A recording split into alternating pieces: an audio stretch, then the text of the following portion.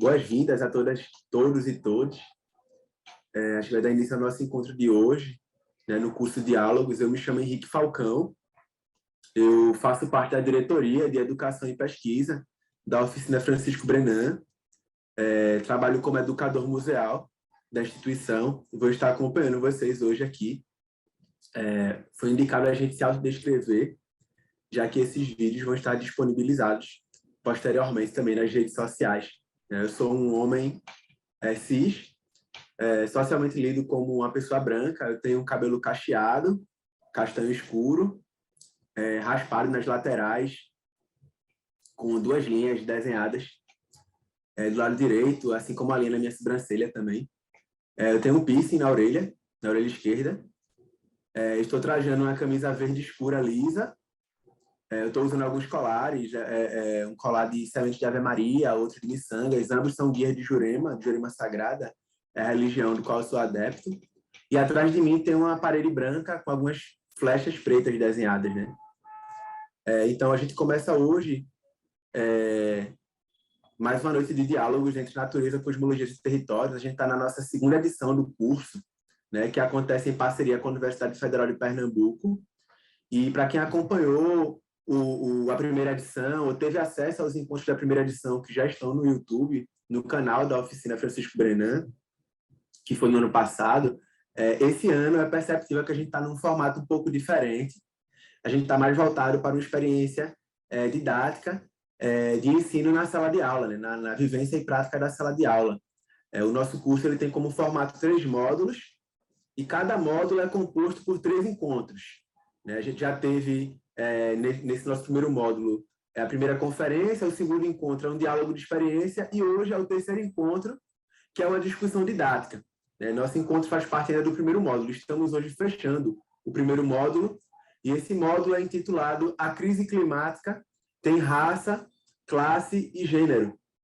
E hoje a gente vai fazer uma discussão didática com o professor Rodrigo Correia. Já vou apresentar ele, e apresentar também o nosso mediador, mas só para deixar explícito para vocês, ao longo da noite, da conversa, eu vou estar sempre disponibilizando alguns links aqui no chat, como a ata de presença, e aí é importante frisar que essa ata de presença ela só vai estar aberta hoje, enquanto o curso estiver acontecendo. Então, amanhã essa ata já vai estar fechada, então não vai dar mais para assinar. Então, fiquem atentas e atentos nessa ata.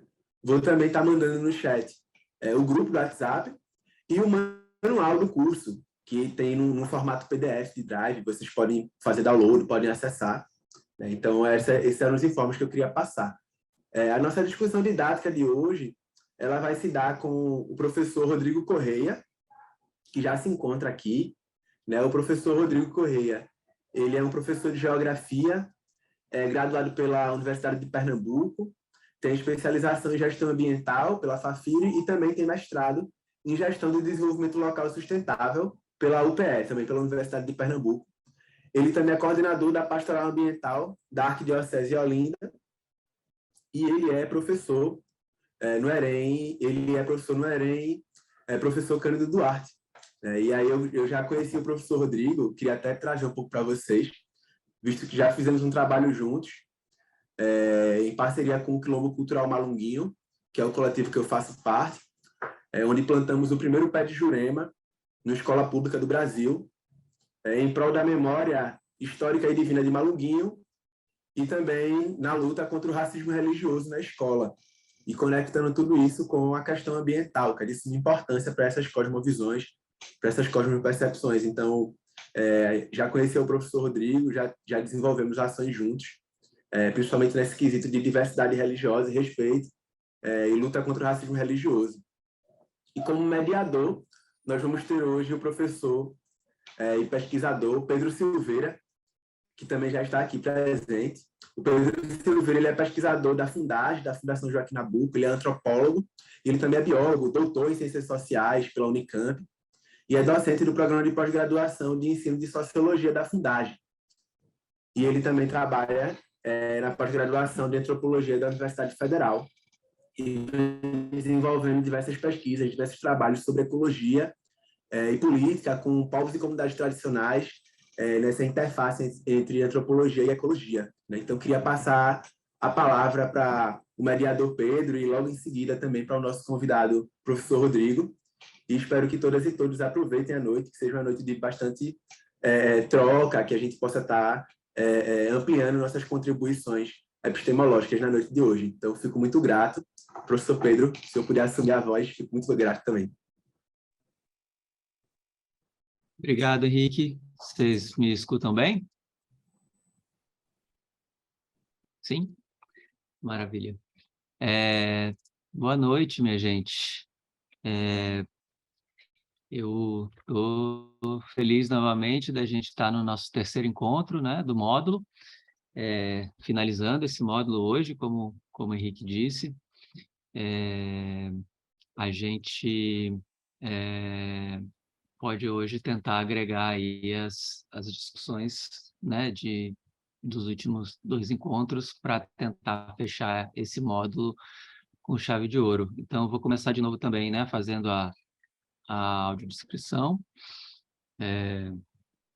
Eu sou uma pessoa branca, de olhos claros, excepcionalmente essa semana arrodeados de umas olheiras profundas pelo momento que a gente está passando essa semana. Tenho cabelos castanhos, curtos e barba grisalha. Eu estou com uma camisa branca e tenho ao fundo uma estante de livros. Bom, minha gente, então eu queria, antes da gente começar hoje, recuperar um pouco, né, alguns elementos, né, dos últimos 2 dias da nossa conversa. A gente, no primeiro encontro, teve a Karine Narahara, né? A Karine deu uma conferência falando, tentando localizar a gente nesse tema geral do nosso módulo. Crise climática tem raça, classe e gênero. Ela, para quem estava presente, né, localizou a divisão natureza e cultura como a gente entende comumente, dentro de um enquadramento como uma perspectiva ocidental. Ela usou uma autora chamada Marimba Ani, então ela colocou, né, a perspectiva de que essa própria divisão entre natureza e cultura, o lugar da natureza, o lugar da cultura, tem uma implicação direta na própria crise ambiental, né, que a gente está vivendo. E ela fez alguns paralelos da experiência dela entre os Mapuche e da própria experiência como mulher negra candomblessista. Bom, e aí no segundo encontro, né, na terça-feira, a gente teve 2 outras experiências apresentadas. A gente teve o Hudson Silva, que falou sobre a questão da energia nuclear sendo colocada como um empreendimento a ser instalado lá na região de Itacuruba, no sertão de Pernambuco, e as diversas implicações disso. E a gente teve também a Joyce Paixão, da ONG Gris Solidário, do bairro da Várzea, no Recife, e ela falou um pouco da experiência dela de trabalho comunitário, de cuidados comunitários, especialmente a experiência traumática do período das enchentes no Recife esse ano. E a gente conseguiu aí nesse encontro fazer alguns paralelos entre as 2 situações, né? Discutindo do ponto de vista principalmente da justiça ambiental, né? E no final tanto no encontro passado quanto no primeiro encontro, a gente chegou a falar um pouquinho sobre as implicações do que estava sendo colocado para o público que a gente tem aqui hoje, né, de vocês, educadores da educação básica, formal, principalmente. E a gente falou na terça-feira que hoje, justamente para encerrar o módulo, né, o modelo que foi proposto aí pela oficina, é da gente estar no terceiro encontro do módulo, sempre chamando um educador ou educadora para a gente colocar essas questões todas do módulo aí no chão da escola, né? Então, eu acho também que no encontro de hoje é bem importante vocês também estarem colocando as experiências de vocês, né? A gente tem essa interação aí pelo chat, né? E, eventualmente, a gente conseguindo um tempo um pouquinho maior para o debate do que a gente teve nos outros encontros, a gente pode conseguir trocar um pouquinho mais de experiência também. Não todo mundo, mas algumas pessoas podem se colocar também falando, né, se preferirem assim, do que pelo chat. Eu vou pedir para o Henrique me ajudar também, mais uma vez, que nem pedi para a Camila e para a Nayara nos outros encontros, a me ajudar a organizar aí as perguntas que vão sendo feitas pelo chat ao longo do encontro, e me mandando pelo WhatsApp para a gente poder se organizar e dividir as perguntas. Pronto, então é isso. Rodrigo, está por aí? Estou sim, Pedro. Tudo Boa bom, noite. Rodrigo? Boa noite a todos e todas. Muito bom te reencontrar aí, agora aqui nessa telinha. Verdade. Então, Rodrigo, boa noite então para você e espero que a gente tenha um papo bom hoje. E aí, acho que sem mais delongas, eu passo aí a palavra para você, né? E aí você faz uma fala, conta um pouco da sua experiência, né? Dentro desses nossos diálogos sobre natureza, cosmologia e territórios, né? Se possível, aí abordando um pouco a partir da sua experiência prática, né? Esse tema do nosso módulo.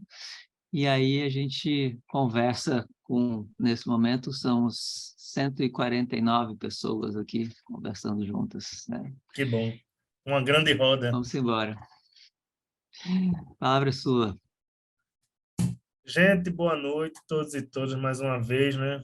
Agradeço desde já o convite, né? Henrique, Pedro, todos que fazem parte do Instituto Oficina Brenan, de estar oportunizando a gente estar aqui, né?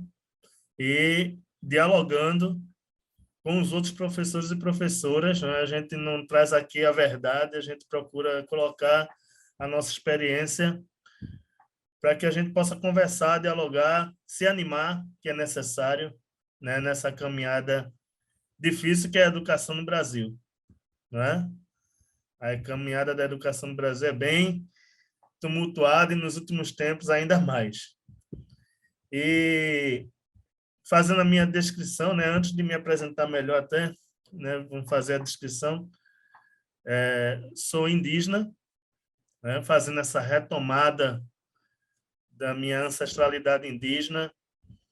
Sou indígena da etnia Carachu-Anaçu, indígena em contexto urbano, né, cabelo de castanho escuro, barba também castanho escuro, uso óculos. Estou camisa preta com detalhes amarelos, dourados, sei lá. Né? E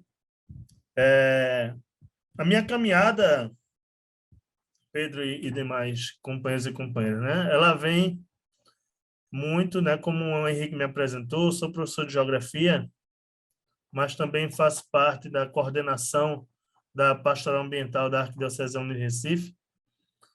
E esses caminhos acabam se cruzando, né? Tanto a escola, a sala de aula, quanto a minha experiência na coordenação de uma pastoral ambiental dentro da Arquidiocese, que tem, por princípio, né, a opção preferencial pelos pobres, o trabalho na comunidade, né, não de fazer proselitismo religioso, mas de estar procurando discutir com as pessoas das comunidades, discutir com a juventude, discutir com os adultos, os idosos, as problemáticas socioambientais de cada comunidade, de cada lugar. E procurar despertar nessas pessoas a vontade e o desejo de mudar e de lutar por uma sociedade, um ambiente, uma natureza mais justa para todos e todas. Né? Eu preparei aqui alguns slides para não me perder na fala. Senão a gente vai falando muito e acaba se perdendo. Até para orientar um pouco, eu preparei aqui, deixa eu ver se eu consigo compartilhar direitinho. Aí vocês, Pedro e Henrique, por favor, me ajudem aí para saber se está tudo certinho, tá?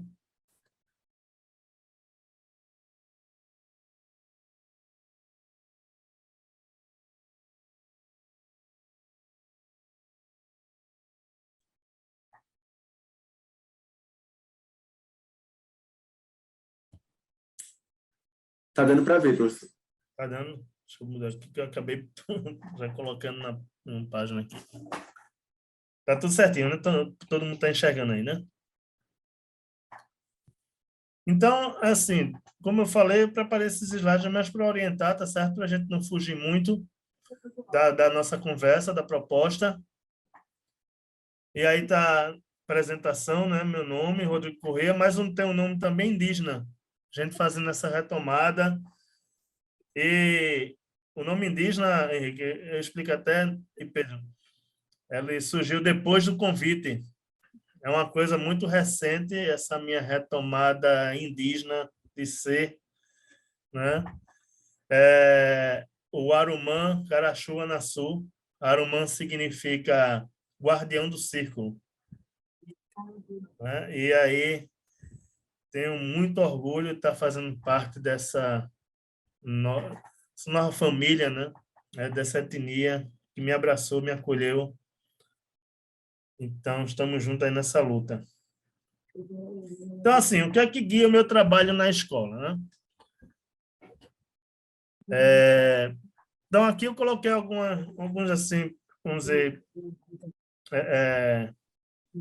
uma linha assim, teórico-metodológica que eu sigo, procuro orientar meu trabalho na escola a partir de Paulo Freire, né?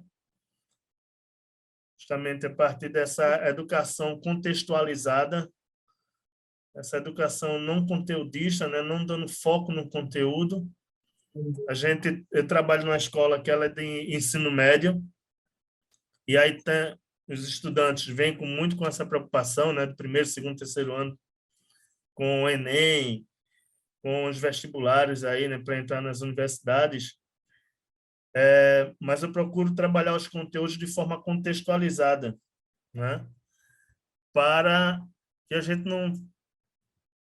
não deixe de refletir também, além de passar os conteúdos necessários para os estudantes serem aprovados no vestibular, no Enem, né? Mas para a gente refletir sobre a sociedade, refletir sobre os problemas que a gente, né, enfrenta nessa sociedade capitalista, onde tem esse modelo consumista, onde é consumido não só a natureza, né, não são os bens comuns da natureza, mas também as pessoas são consumidas. As pessoas são trituradas junto com esses bens comuns, né? E aí eu acho muito importante a gente estar trazendo de forma séria e aprofundada Paulo Freire para realmente o trabalho na escola, porque a gente faz essa reflexão a partir da realidade das pessoas, a partir da realidade que muitas vezes fica meio deturpada, principalmente com a utilização hoje das redes sociais, né? Ninguém é triste em rede social, né? Ninguém tem problema financeiro em rede social. Os meninos sempre rindo e tal, isso vem provocando, né, também problemas psicológicos. A gente lida com muito problema psicológico dentro da escola, muito problema de autoafirmação, e camufla, né, a verdadeira realidade das comunidades, de onde esses adolescentes e jovens vêm com muito problema, principalmente hoje em dia, muito problema social, problema econômico, que os pais e responsáveis, né, de uma forma geral, desses jovens enfrentam. Um outro apoio, né, vamos dizer assim, dentro da metodologia que eu venho utilizando, é o PEADS. Eu não sei se, acho que algumas pessoas podem conhecer, né, que é uma metodologia utilizada no CERTA, né, é o Programa de Educação e de Apoio ao Desenvolvimento Sustentável. Eu vou deixar, na verdade, CERTA. eu vou colocar. E também, né, também tem muita ligação com o que já nos fala Paulo Freire, né, dessa contextualização, de partir da realidade de cada comunidade, de cada pessoa, e observando a problemática que essas pessoas vivem, procurar construir soluções, né? Certo que o PEADS é algo mais voltado para a educação no campo, mas eu procuro adaptar ele para a nossa realidade urbana. Até porque, né, mais na frente vocês vão perceber isso, a nossa escola ela tem uma área bem interessante para o trabalho com agricultura, mesmo estando localizado na zona urbana, né, do Recife, no bairro de Apipucos, fica aí pertinho da Fundação Joaquim Nabuco, né, pertinho da Fundação Gilberto Freire. Mas a gente procura dar essa adaptação, né, dessa metodologia do PEADS. O método Ver, Julgar e Agir, né, que inclusive influencia o PEADS, né, na construção do PEADS. O próprio autor dessa metodologia no livro que ele escreveu, esqueci agora o nome da pessoa, daqui a pouco eu lembro. Ele coloca essa influência do método Ver, Julgar e Agir, que é um método que eu trago de dentro da minha experiência dentro da Igreja Católica, né, dentro da teologia da libertação, que é você ver a realidade, né, julgar quais os problemas que afetam essa sociedade e achar os caminhos, o agir, procurar intervir a partir de enxergar e ver essa realidade, contextualizar ela, julgar, ou seja, procurar saber, né, quais são os atores e quais são o que esses atores têm a ver dentro dessa realidade e, a partir daí, agir. Né? Não é só enxergar a realidade, analisar ela, mas é também propor ações que venham a mitigar, né,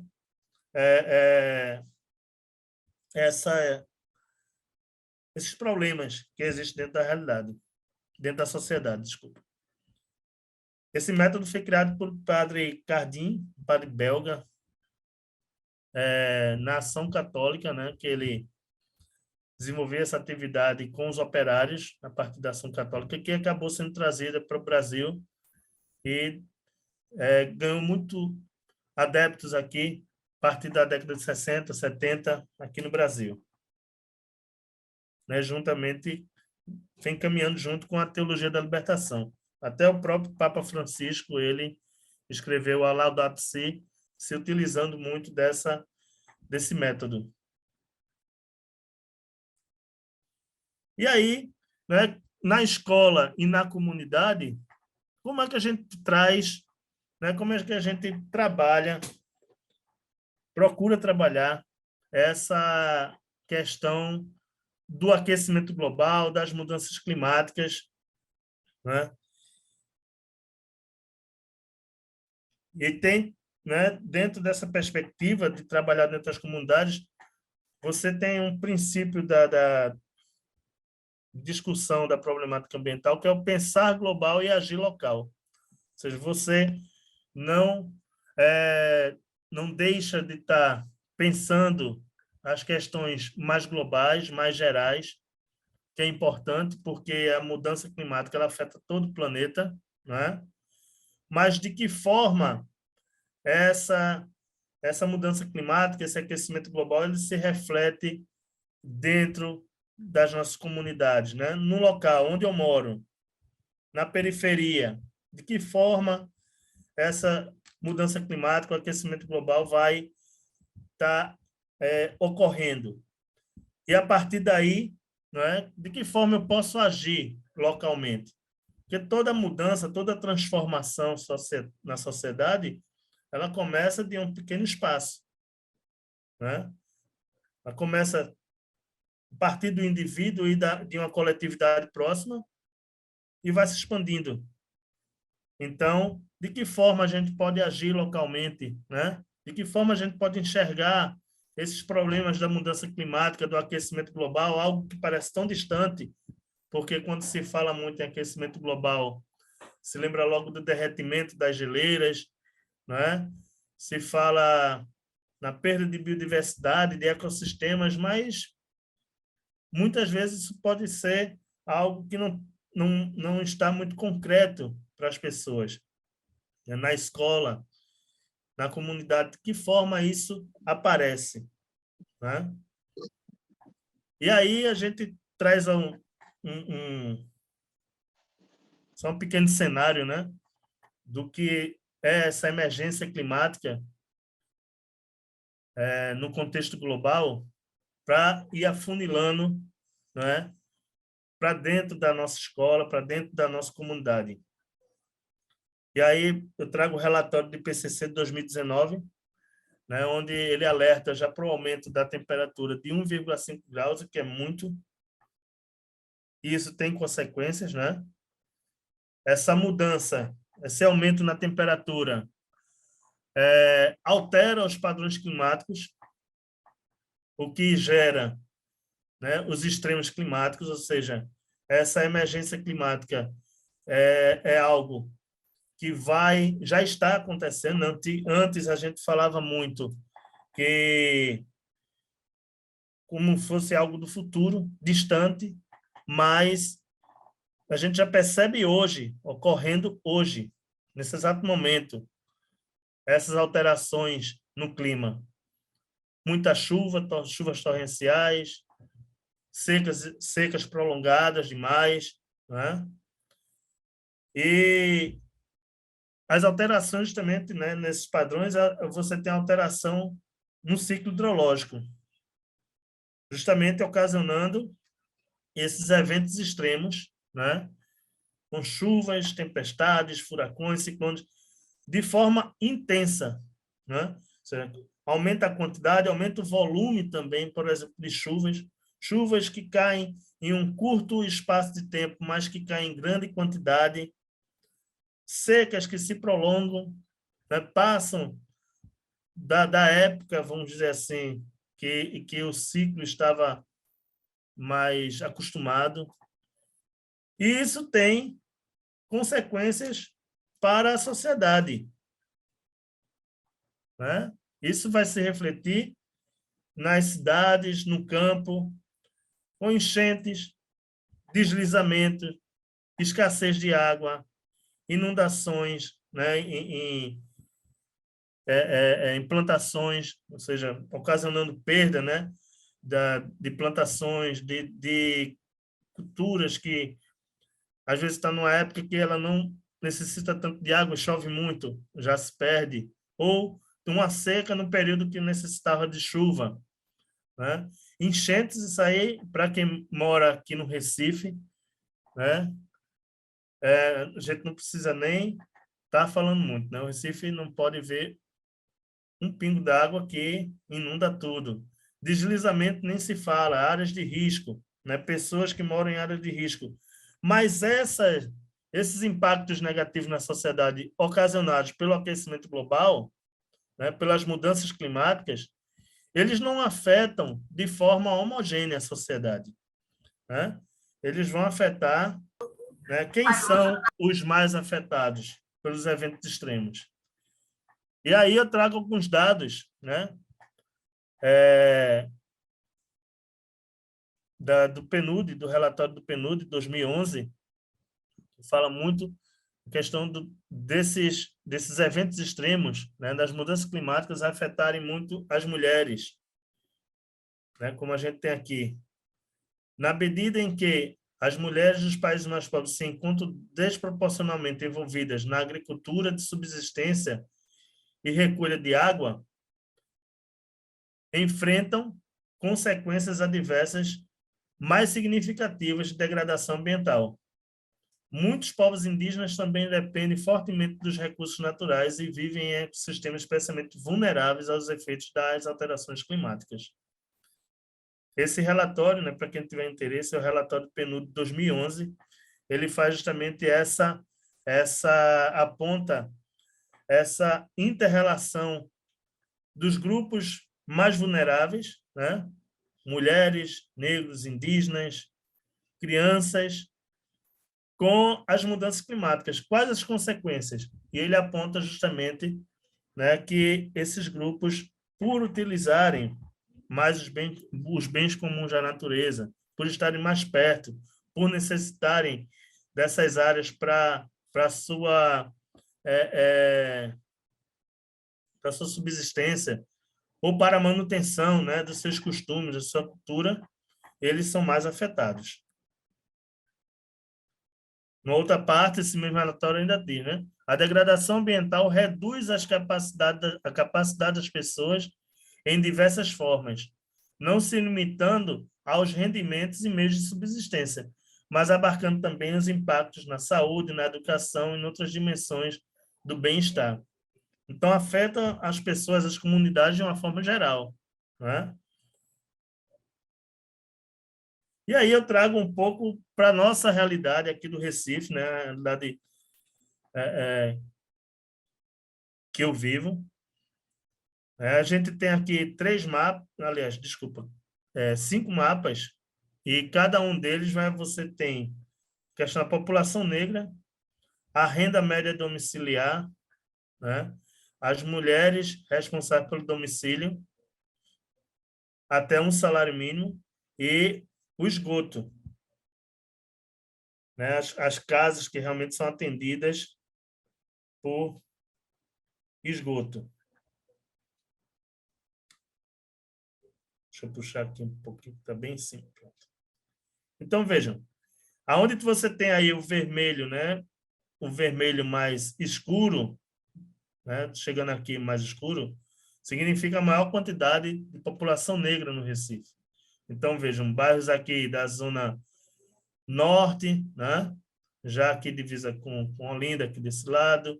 Você tem aqui na zona oeste também, zona sul, o extremo aqui, né? Divisa com Jaboatão.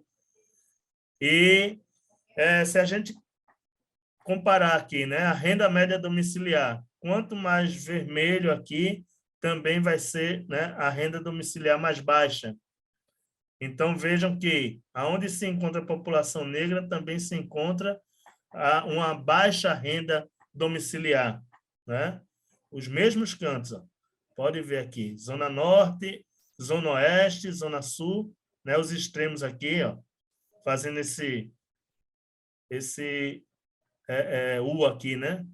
Nessa parte central, que é justamente os bairros mais aí onde mora a burguesia, né? Aqui Casa Forte, Graças, essa área aqui central, aqui nesse extremo aqui, é bem clarinho também, tá vendo?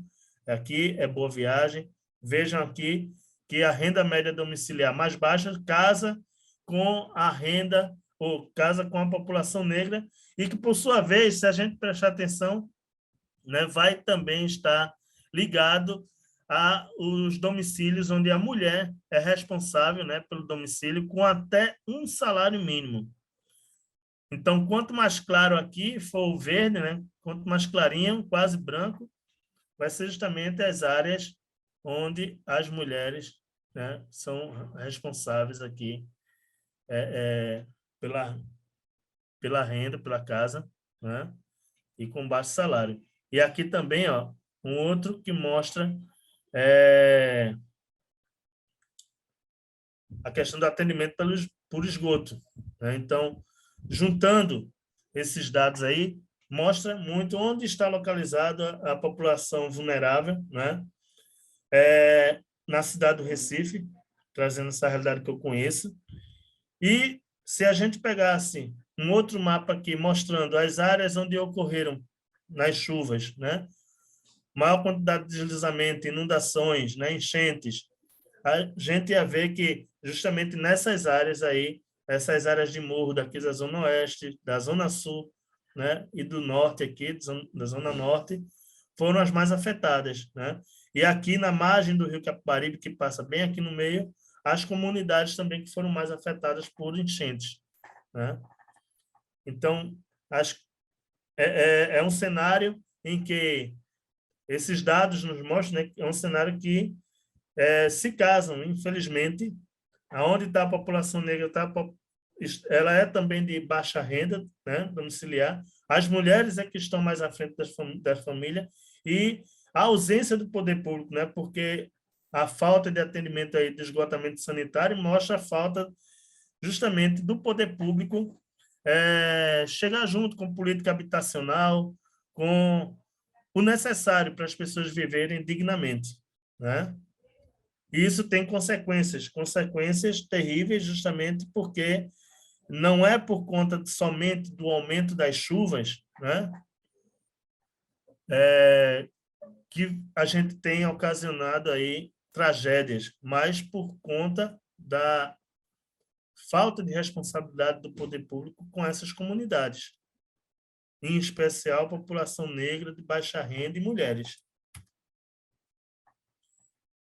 Aqui, ó, só para a gente finalizar com essa parte aqui do Recife, que é uma coisa que eu levo para a sala de aula, tá? Estou mostrando para vocês, porque é algo que eu levo para a sala de aula para trabalhar com os estudantes, para que a gente faça essa leitura crítica e aí, né, a gente trabalha a partir também da comunidade. Muitos alunos da nossa escola foram afetados, né? Muitos moram aqui, ó, aqui onde está o mouse aqui, esse amarelinho aqui, perto desse ponto preto, é justamente a Pipucos. Muitos nossos alunos moram no bairro da Várzea, Pipucos, dois irmãos que foram muito atingidos, né? Aqui também, nessa parte aqui, onde tem esse amarelão aqui, que é Guabiraba, que são justamente aqui, está mostrando as comunidades, né, os aglomerados subnormais, ou seja, aqueles locais em que a gente tem as comunidades, as favelas, né, ocupações informais da cidade, e que são esquecidas pelo poder público, né, são invisibilizadas.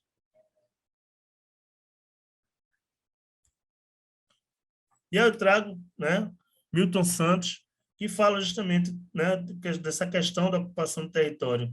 O território é onde vivem, trabalham, sofrem e sonham todos os brasileiros. Ele é também o repositório na qual todas as ações e todas as relações, o lugar geográfico comum dos poucos que sempre lucram e dos muitos perdedores renitentes, para quem o dinheiro globalizado, aqui denominado real, já não é um sonho, mas um pesadelo. É um autor que eu sempre costumo levar para a sala de aula, até para que os estudantes conheçam e tenham essa leitura crítica da nossa sociedade, né, do espaço, da ocupação do espaço geográfico, que é o Milton Santos. Ele traz essa questão, né, da forma com que a cidade é ocupada, onde uns poucos são privilegiados, né, uns poucos são enxergados ali pelos estados e outros são esquecidos, são invisibilizados, né, são descartados da sociedade. Nessa perspectiva, né, que a gente traz a questão do racismo ambiental, né, que é esse conceito do racismo ambiental foi criado aí pelo reverendo Benjamin Chaves, nos Estados Unidos. É a discriminação racial nas políticas ambientais, é a discriminação racial na escolha deliberada de comunidades de cor para depositar rejeitos tóxicos e instalar indústrias poluidoras. Não é à toa que essas comunidades são esquecidas e muitas vezes você encontra pontos de confinamento, por exemplo, a coisa muito comum aqui no Recife. Se você vai num bairro onde é ocupado em sua maioria pela burguesia, você tem os pontos de confinamento tudo em contêineres fechados, mas já nas periferias, como aqui no meu bairro onde eu moro, o resíduo, o lixo é deixado na esquina, né? Vira-se à noite e é coletado no outro dia. Ou seja, é o tempo que passa um cachorro, um cavalo, o lixo é revirado, rasgado, e aí você tem rato, barata, tudo isso, né? Que acaba trazendo doença para a população e tornando o ambiente um ambiente feio, sujo, né? Fazendo com que as pessoas, muitas vezes, não gostem, não queiram estar ali no local que elas vivem, né? Não criem essa identidade com o local, que é muito importante, né? O trabalho que a gente faz em sala de aula também procura trazer muito isso, essa questão da valorização do lugar onde eu vivo, dessa identidade com o lugar onde eu vivo, conhecer a história do lugar, né? Procurar trabalhar a questão ambiental não como algo distante das florestas, mas algo que está ali presente no nosso dia a dia. E aí, justamente, qual é a nossa resposta, né? Diante dessa problemática, como é que a gente vai agir? A gente vê a realidade, a gente analisa essa realidade, mas de que forma a gente age? E aí, a gente tem, né, lá na escola, a gente tem duas ferramentas bem importantes, que uma é a disciplina eletiva, né? A gente tem dentro do currículo da educação aqui em Pernambuco, a gente tem a chamada disciplinas eletivas, elas duram 6 meses, e aí o aluno escolhe, né? Ela talvez não viu, mas pisar não pisou. De acordo com o que for oferecido dentro da grade curricular, o aluno escolhe qual disciplina ele quer fazer, e aí eu oferto essa disciplina, né? A eletiva de Agroecologia e Educação Ambiental. E também a gente tem uma outra ferramenta, que é o 7h45, 9 horas. Núcleo de Estudo Afro-Indígena Malunguinho.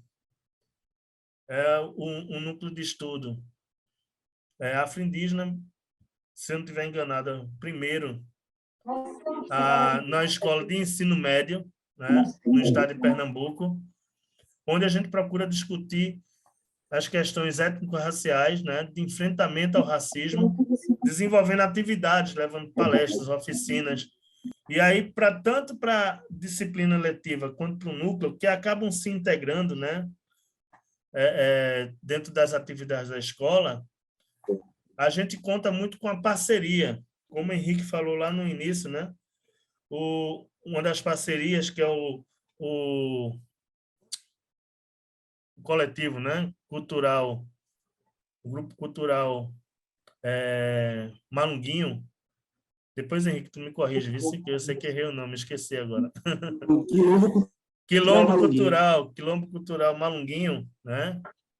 A gente faz essa parceria. Também o SAF, que trabalha com a agroecologia, né? O Sistema Agroecológico Florestal Experimental, que é da Universidade Federal. A gente também tem essa parceria com eles, o pessoal do PET de Ecologia da Rural, né? Também a gente procura trazer muita gente de fora para dentro da escola, justamente para fazer essa leitura, né, da sociedade. É importante a fundagem, né? Não posso esquecer aí, não, Pedro vai puxar minha orelha.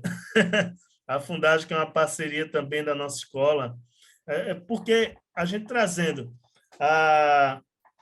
essas pessoas que fazem parte de movimentos sociais, que fazem parte de instituições de pesquisa, né, de universidades, para dentro da escola, elas trazem essa leitura, né, essa análise da sociedade, para que a gente possa refletir junto com os estudantes. Ou seja, a gente ampliar a visão do estudante, né, ampliar a nossa visão quanto ao trabalho,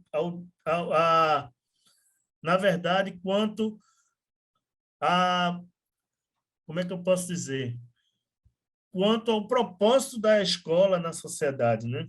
Que é a gente fazer essa reflexão crítica, diante de tantos problemas que a gente vive.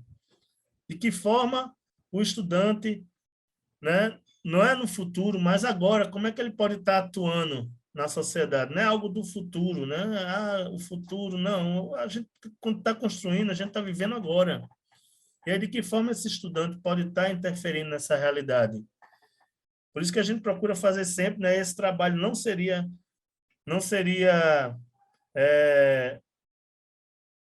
desempenhado se a gente não tivesse essas parcerias, né?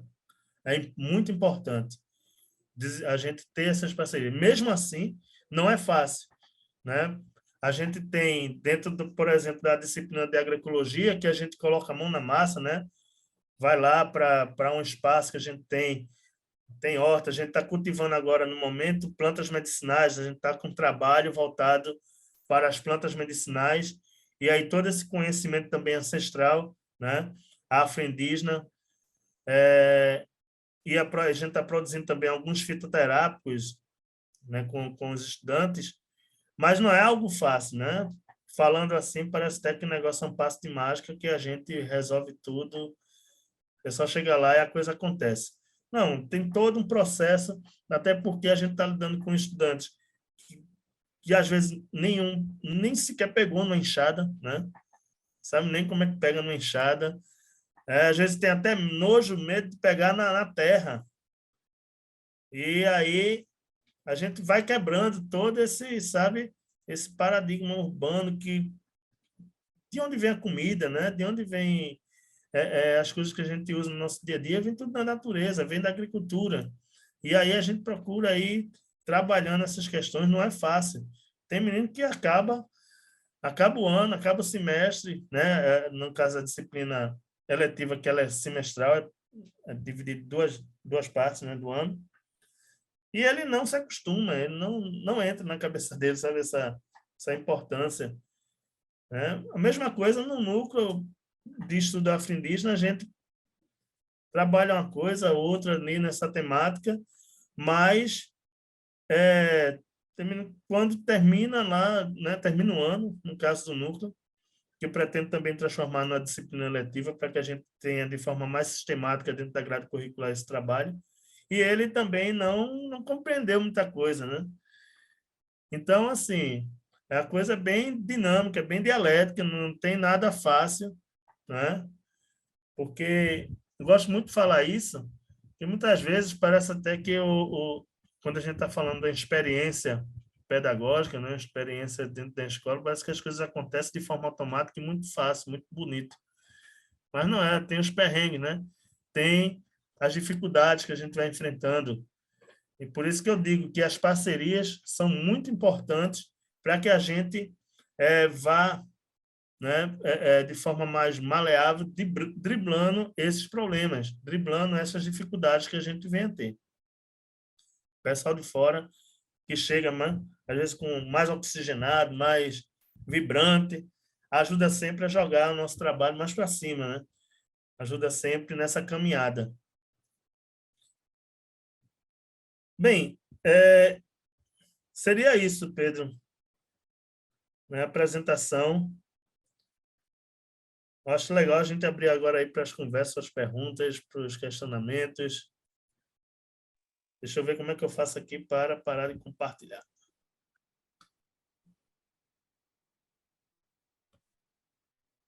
Pronto. Ótimo, Rodrigo. Muito bom te escutar. Aí eu vou também já pedir para quem for tendo perguntas a fazer e colocando no chat, né? É interessante, assim, a gente ver que a gente tem Henrique pode até me confirmar, né? A gente tem entre os inscritos um grande número de pessoas que é daqui de Pernambuco, né? De Recife, de Pernambuco, mas a gente também tem pessoas de vários outros lugares do Brasil, né? Que estão fazendo o curso, né? Então, é interessante, né? Você falou do CERTA, o CERTA, talvez, para quem é daqui, para algumas pessoas é mais familiar, eu botei o link lá, né? Mas enfim, Você fez o curso do CERTA, Rodrigo? Ou você só é uma parceria do CERTA que você... É uma parceria. O CERTA é mais um parceiro nosso, né? Inclusive, a gente já teve estagiário do CERTA lá com a gente. Agora a gente está com o pessoal que saiu do CERTA e eles montaram uma ONG, né? E estão fazendo trabalho junto com a escola nessa área da agroecologia.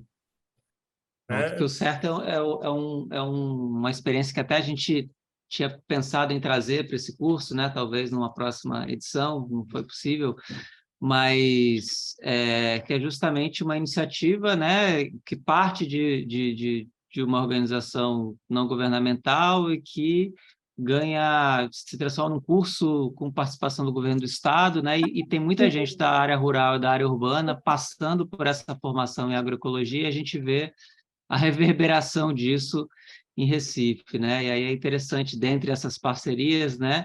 Que você cita, então, com a Universidade Rural, né? Lá com o pessoal do Quilombo do Malunguinho enfim, o Cândido também tem uma parceria com a Fundagem e tal, mas o certo é dentro desse conjunto, né? De parcerias. Bom, eu tenho uma série de coisas aqui que me ocorreram aqui, né? E eu queria puxar um pouco para a tua experiência mais, um pouco de uma narrativa do seu dia a dia, das suas práticas, né, Rodrigo? Então, eu queria primeiro que você falou um pouco, né, da questão de, tem muitos alunos que não sabem nem pegar numa enxada, então eu queria entender um pouco, a gente no material que foi disponibilizado, tem 2 vídeos que foram disponibilizados no manual, né, que são justamente vídeos feitos em edições, pelo que eu entendi, de uma disciplina eletiva que você ministrou, justamente, né, porque é uma das estratégias que você está dizendo, né? E a gente tem falas muito interessantes, eu convido as pessoas a depois assistirem esses vídeos que dá para ter um pouco uma dimensão do trabalho do Rodrigo nessas oficinas. Mas eu queria perguntar um pouco para você sobre isso, né? Sobre essa conexão que os alunos já trazem ou não trazem das suas experiências pessoais, coletivas ou familiares, né? A respeito das questões, vamos dizer, socioambientais que você trabalha, né? Um dos meninos, ele fala assim, não, eu cuido... aqui porque tem uma área, né, de vegetação, você pode descrever, né, como é que é essa área da escola, né? Que você... mas assim, só se tem uma árvore aqui de acerola, de goiaba, sei lá, que cuido, mas eu percebo assim que só eu que cuido dessa árvore aqui, né? E aí essa disciplina está sendo boa porque a gente está, né, olhando para isso e tal.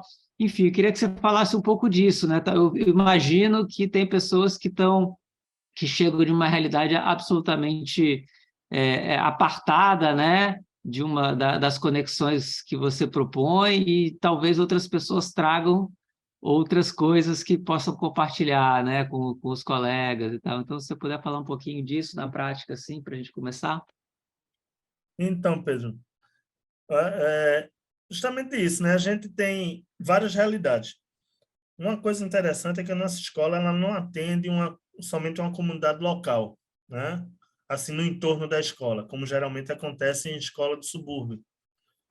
Mas a gente atende pessoas que moram ali próximo ao bairro de Apipucos, né? Ali pela Zona Norte e tal, mas também vem gente de mais longe, vem gente da Várzea, vem gente de outros bairros, até de outras cidades, como Paulista, Jaboatão, Olinda, a gente já teve estudante de muito canto. É uma escola que recebe muita gente. Então, essas várias realidades, né, elas que se encontram lá, torna a gente ali bem diverso quanto a isso, e justamente com muitas experiências. Tem alunos que já vêm com experiência de casa, né, de ter esse contato com a terra, né? A gente, de vez em quando, a gente diz que descobre, né, os agricultores na escola.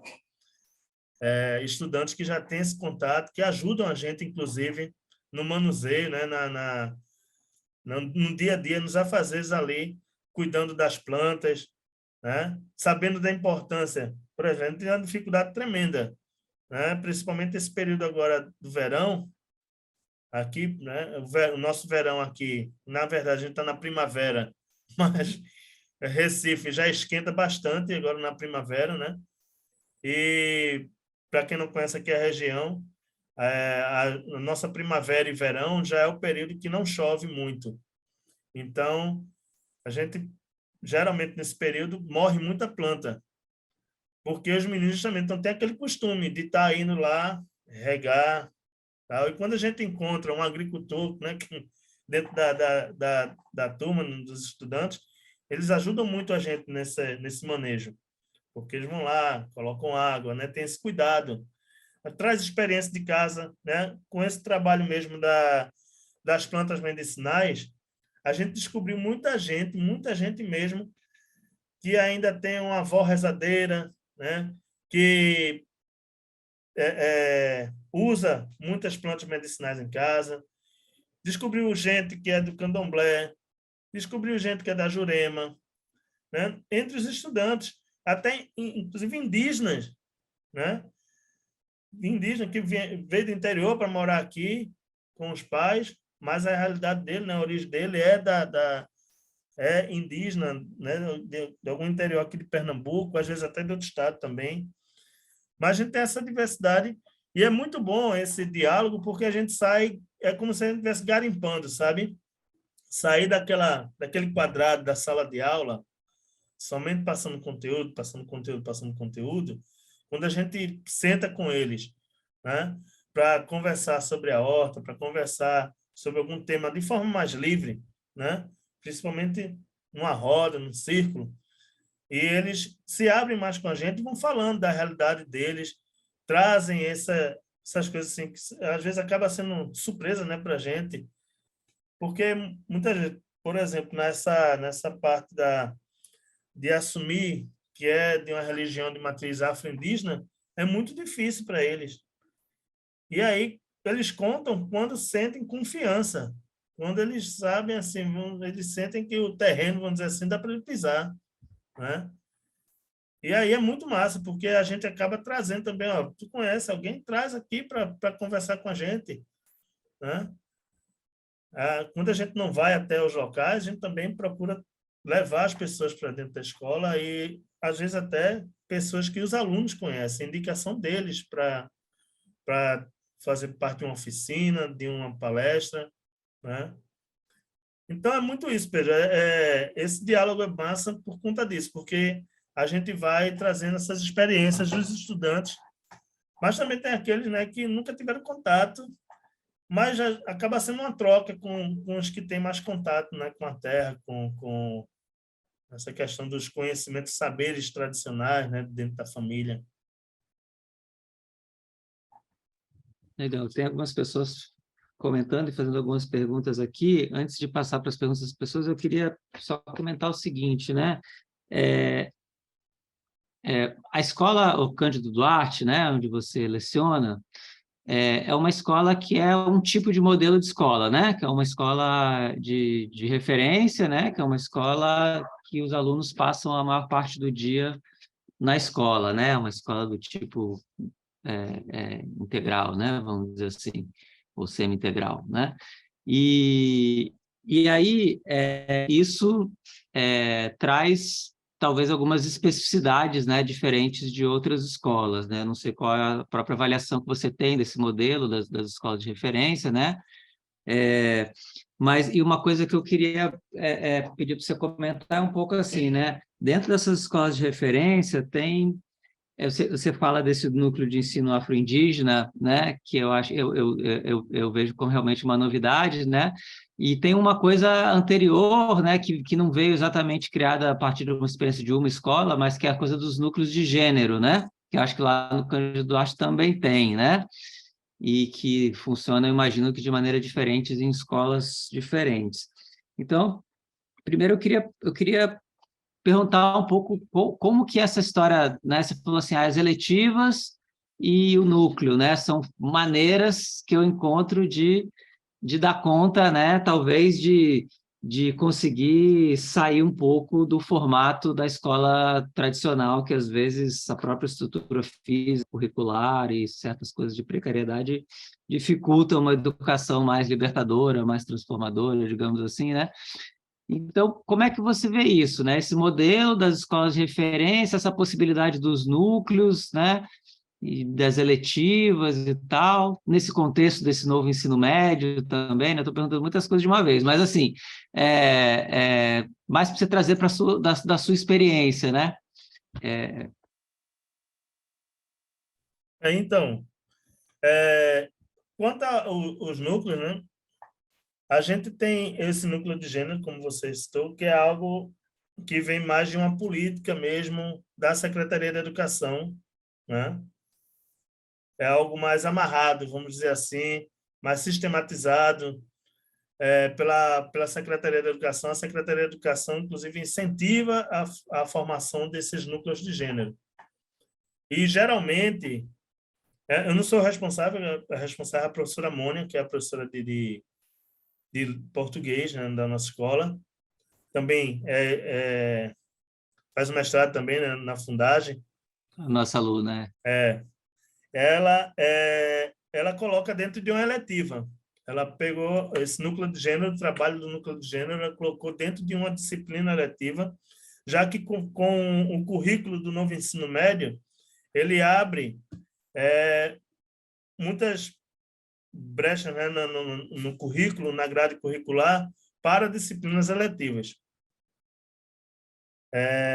Já o núcleo de estudo afro-indígena, ele ainda não está dentro de uma eletiva, né? É algo que a gente faz por fora, vamos dizer assim, da grade curricular, né? E procurando desenvolver algumas atividades, às vezes mais voltadas para os alunos, estudantes que entram no núcleo, que querem fazer parte do núcleo, né?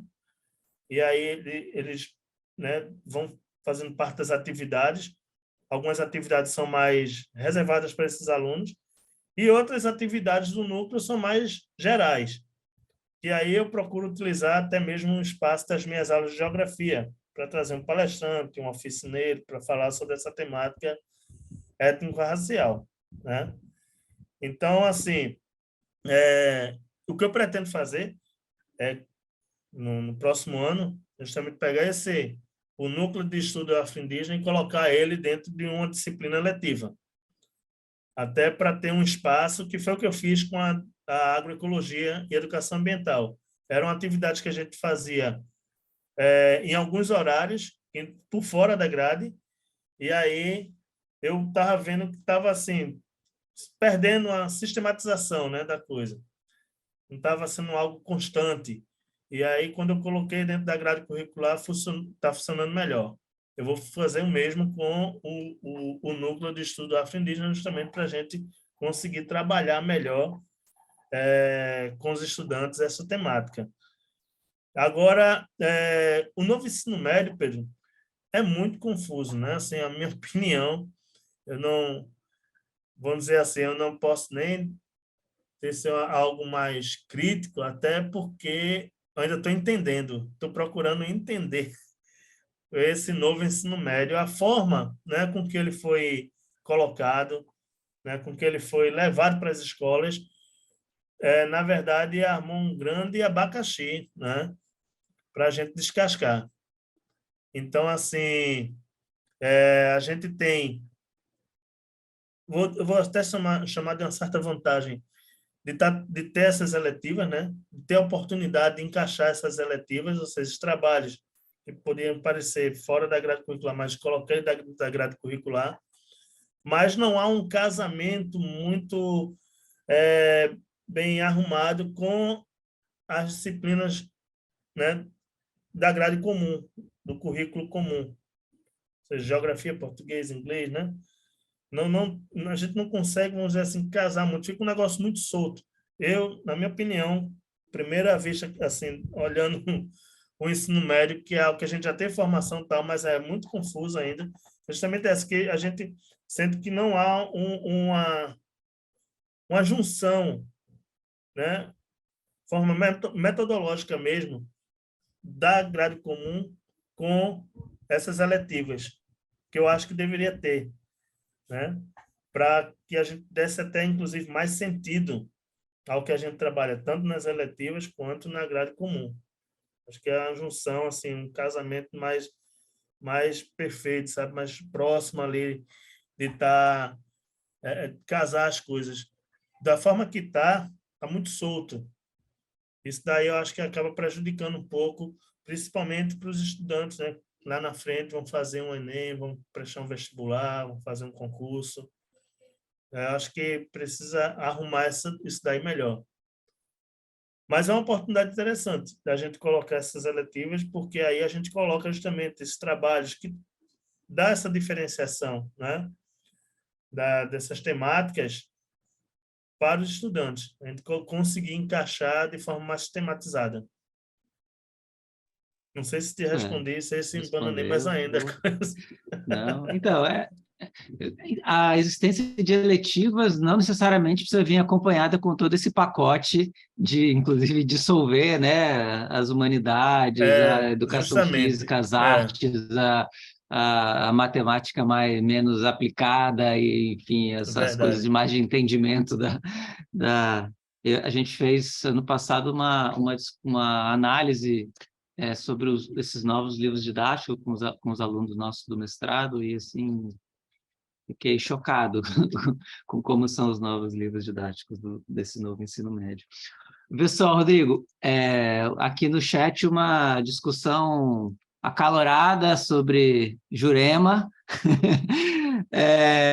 Henrique estava até ajudando aí, porque também muita gente não conhece, porque não é da região, né? Ou pessoas que são da região também não conhecem, né? Não tem conhecimento sobre Jurema Sagrada. Enfim, a Helena Tenderini está perguntando aqui, Rodrigo, grata pela apresentação, gostaria de pedir para você falar dessa experiência de ser indígena em contexto urbano e, ao mesmo tempo, estar numa pastoral católica, e como essas duas experiências estão no teu cotidiano como educador, professor e geógrafo. Então, assim, eu queria posicionar essas duas coisas, né, te direcionando, pode responder mais diretamente sobre essas coisas, mas, assim, para a gente pensar assim, bom, como vários lugares do Brasil, mas com as especificidades daqui, Recife, Pernambuco é um lugar realmente com uma enorme diversidade, né, étnico-racial e religiosa, né, que está colocada aí, como em todos os outros lugares do Brasil, né, também dentro de uma desigualdade de poder e de fala entre esses diversos componentes dessa diversidade, né? E muita intolerância religiosa, e enfim, e étnico-racial e tal.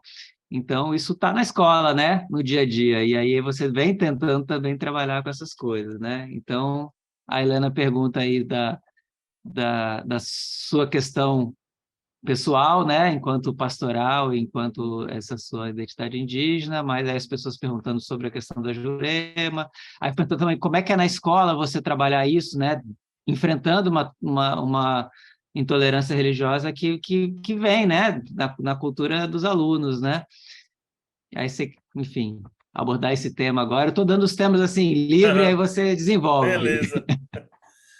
Então, eu vou começar primeiro pela escola, depois eu chego para falar, né, algo mais pessoal, que inclusive as coisas estão se construindo ainda, né? Às vezes até parece até um pouco confuso, tal, mas acho que não é não. Mas vamos lá. Bem, na escola, se eu falar que não tem problema eu trabalhar essas temáticas, eu estaria mentindo, mas mentindo muito, né? Porque temos muito problema. Não é fácil. Justamente e nos últimos anos aí, devido ao aumento, né, vou chamar de racismo religioso, não gosto muito do termo intolerância religiosa não, sabe? Eu prefiro usar o termo racismo religioso porque é algo muito direcionado para o que vem do negro e o que vem do índio, né? O que vem do indígena, o que vem dos povos originais. Então, o que vem do negro, o que vem dos povos originais é algo demoníaco, satânico, sabe? Os adjetivos piores que você puder colocar é o que a gente escuta. Então, assim, a gente vai trabalhar uma temática, principalmente com a galera mais nova, né? Que está chegando na escola, primeiro ano, e a gente, às vezes, até um vídeo que a gente vai colocar sangue de Cristo, Ave Maria, não sei o quê, sabe? A gente fica escutando essas coisas. Por quê? Porque eles estão ali trazendo o que eles escutam em casa, né? O que eles escutam dos pais deles, né? O que eles escutam do padre na igreja, o que eles escutam do pastor, né? Que aquilo dali não presta, que aquilo dali é feio, que aquilo dali, né, vai levar, em vez de levar para o céu, vai levar para o inferno. Então, não é um trabalho fácil. O amparo legal é muito importante nessa hora, né? Já tive problema, assim, de ter que escrever texto, colocar a fundamentação na lei 10.639, eu acho que a outra é a 11.645, né? Ainda tem a lei estadual, que eu não lembro agora, assim, Henrique é melhor de memória, mais novo deve lembrar, né? Que trabalha aí a lei estadual, a lei Malunguinho, que dá esse respaldo legal para a gente trabalhar essa temática dentro da escola. Porque se não fosse esse respaldo legal, a gente teria, os problemas seriam piores, maiores. Porque quando a gente chega com a lei e diz, ó, tem inclusive a obrigação de trabalhar as tradições culturais e costumes afro-indígena. Então, aí fala, por que religião? Aí você vai explicar, né, que na cosmovisão dos povos afro, dos povos indígenas, é tudo uma coisa só, não tem como você separar. Isso aqui é religião, isso aqui é o sagrado, isso aqui é o profano, isso aqui, né? Tá tudo no bolo só. Então, aí as pessoas ficam, beleza. Aí, mas mesmo assim, quando tem alguma atividade, eu já tive lá, né, mãe, pai, que já foi lá e falou, minha filha não vai participar dessa atividade aqui não, porque nós somos evangélicos e tal, e ele não vai participar. Bem, aí a questão eu explico, é uma atividade pedagógica.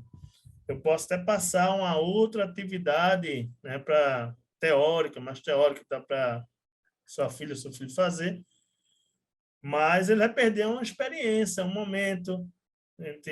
Às vezes é uma visita, uma aula de campo, que a gente já foi visitar terreiros, né? A gente já foi lá para o Chucurus, no dia 20 de maio, lá em Pesqueira. E aí a gente encontra esses entraves. Não vou, meu pai não quer deixar aí porque a gente é evangélico e tal, e a gente ele não vai participar dessa história aí, né? E aí eu aproveito até já para puxar essa história do ser indígena em contexto urbano e ser católico, mas não só católico, né? Coordenador de uma pastoral dentro da arquidiocese. Isso na minha cabeça, isso é muito natural, sabe? Eu acho que o espaço da arquidiocese, o espaço dentro da pastoral ambiental, eu enxergo muito como um espaço que eu tenho de estar fazendo um serviço, né, para o próximo, de estar junto às comunidades, justamente procurando puxar, né, desenvolver nas comunidades o senso crítico frente às questões socioambientais, frente à realidade que essas pessoas vivem, né, muitas vezes de uma realidade de empobrecimento, uma realidade de periferia, onde são esquecidas pelo poder público. E o meu ser indígena, que eu estou construindo, né, fazendo essa retomada, uma retomada dentro mesmo, pessoal, buscando a minha ancestralidade, é algo que vem me fortalecendo quanto a isso. Né? Em vez de me estar enfraquecendo, está me fortalecendo frente a essas minhas atividades, tanto na escola, quanto nas comunidades, quanto mesmo dentro da igreja. Né? Levando esse contraditório, eu acho que é sempre bom ter um ponto, né, fora da curva, para levantar em várias discussões, levantar essa problemática, né?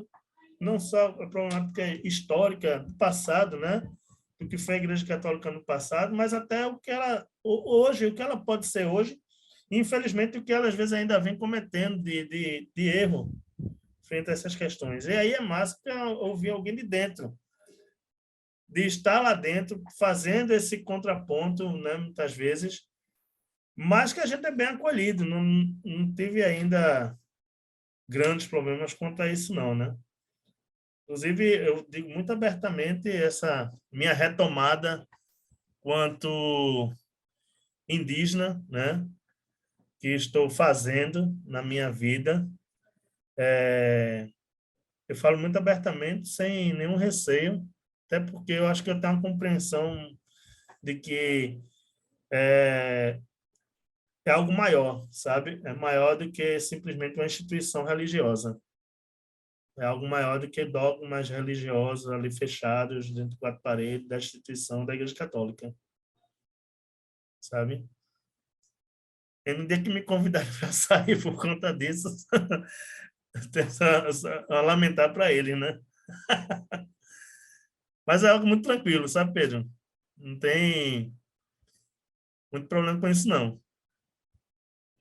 Não sei se respondi a... Como é o nome dela? Desculpa.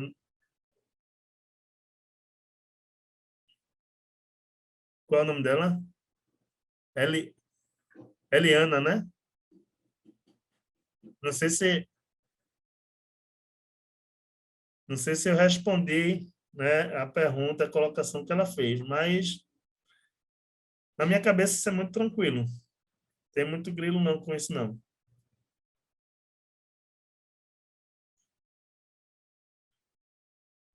Helena, desculpa. Helena.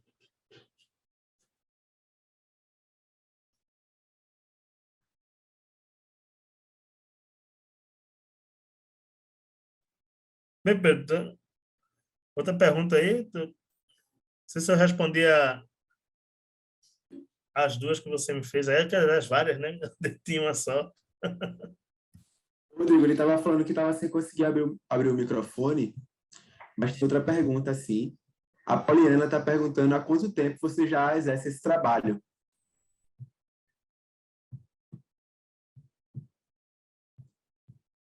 Agora teu microfone está desligado. Desculpa, Henrique. Repete aí, por favor, a pergunta. Há quanto tempo você está fazendo esse trabalho? Ah, massa, massa. É muito importante essa questão do tempo, porque a gente vem... a gente não vem pronto e acabado, né? A gente vai vendo as experiências, os erros e acertos e vai construindo as coisas. A casa nunca está pronta. Sempre dá para fazer um puxadinho, uma coisa melhor aqui, outra acolá. Às vezes apagar, isso aqui não deu certo, esquece, né? Bem. Essa parte de trabalhar as questões étnico-raciais, desde que eu estou no Estado, eu entrei no Estado em 2006, né? E pronto, a partir de 2009, eu comecei a trabalhar de forma mais sistemática nas escolas que eu passei. Essa que eu estou agora, era em Professor Cândido Duarte, é a terceira escola que eu leciono no Estado, né? Desde que eu entrei no concurso. Primeiro foi o ginásio pernambucano lá da Rua do Hospício, que hoje está na Cruz Cabugá, né? Aí, em 2009, lá no ginásio pernambucano, eu comecei a trabalhar com essa questão justamente porque eu lecionava lá no início, porque quando você entra no estado, né, da área de humanos, a turma joga tudo no seu colo, o que tem, o que não tem. Então, eu dava algumas aulas de geografia, mas o peso mesmo era aula de sociologia e tinha ainda ensino religioso. E aí, justamente, quando veio para mim ensino religioso, eu não vou catequizar ninguém, né? Eu não vou trabalhar em catequese de ninguém. Então, eu tinha um livro em casa, bem legal, ainda tenho, que ele é um livro que falava de várias religiões, né? Cada capítulo do livro era uma religião, dava uma geral sobre a religião. E eu comecei a trabalhar com esse livro. E quando eu chegava para falar do candomblé, da umbanda, da jurema, né? Aí era aquele espetáculo na sala, sabe? Ah, não pode, eu falava de tudo. Falava do budismo, falava do hinduísmo, do catolicismo, do protestantismo, né? Das várias vertentes do protestantismo. Mas quando chegava na parte aí das religiões afro-indígenas, aí pronto. Era uma confusão na sala de aula e às vezes até de ir pai na escola e tudo mais. E aí eu vi a necessidade, não, isso aqui, pô, tem que trabalhar melhor. Eu acho que merece ser trabalhado melhor. Inclusive, a gente às vezes nem era informado, por exemplo, das leis que já existiam, mas a gente não tinha muito conhecimento. Depois é que eu fui, pô, tem uma lei, ó, né, que legaliza esse nosso trabalho, ou seja, a gente não está fazendo nada que seja fora do currículo, nada fora da nossa missão de professor, né? Então, foi muito bom aí. A gente vai construindo essa história, né? Desde 2009. E a parte da agroecologia, né? Interessante, assim, o meio ambiente eu já trabalhava de forma mais sistemática dentro das aulas de geografia, né? Uma área que eu sempre gostei, sempre tive dentro de algum grupo de discussão da questão socioambiental, e chegou um momento que eu acabei casando, inclusive, né? As duas coisas. A agroecologia não é que é mais recente, porque foi com o espaço da escola. Aí eu peguei essa oportunidade de estar dentro de uma escola, como o Pedro falou, uma escola que tem um espaço, uma área livre, verde, muito grande, né? E a gente procurou aproveitar mais, desenvolvendo essas atividades da agroecologia, né? Mas a questão ambiental já vem desde antes de 2009 e as questões afro-indígenas a partir de 2009. E aí, desde então, por onde eu passei, depois do ginásio pernambucano, veio Barbosa Lima, passei 2 anos lá, também trabalhei, né? Acho que foi o período em que, inclusive, que eu conheci o Quilombo Cultural Malunguinho, foi quando eu estava no Barbosa Lima, foi o período que eu estava fazendo o mestrado. O meu trabalho de mestrado, né? Minha dissertação de mestrado, ele foi em cima dessa questão das relações, da relação o sagrado e o meio ambiente a partir das religiões afro-indígenas, né? Então, vamos dizer assim, eu comecei a juntar mais esses dois lados, né? Que, na verdade, acaba sendo um só. Na cosmovisão afro-indígena, a natureza ela é essencial. O cuidado com a natureza é essencial, né? Seria, vamos dizer assim, trazendo um termo até católico, né? Seria um sacrilégio você desrespeitar a natureza dentro dessas religiões, né? Dentro dessa cosmovisão afro-indígena. Seria um desrespeito muito grande. E é essencial para o próprio funcionamento, os ritos, né? Toda a liturgia das religiões afro-indígenas, né? Você tem um ambiente, um meio ambiente equilibrado, harmônico, respeitado, sendo olhado de forma não como um recurso natural, mas como um bem comum que está para todas as pessoas e para o equilíbrio do ser humano, né? Que ele não faz parte, ele é a natureza.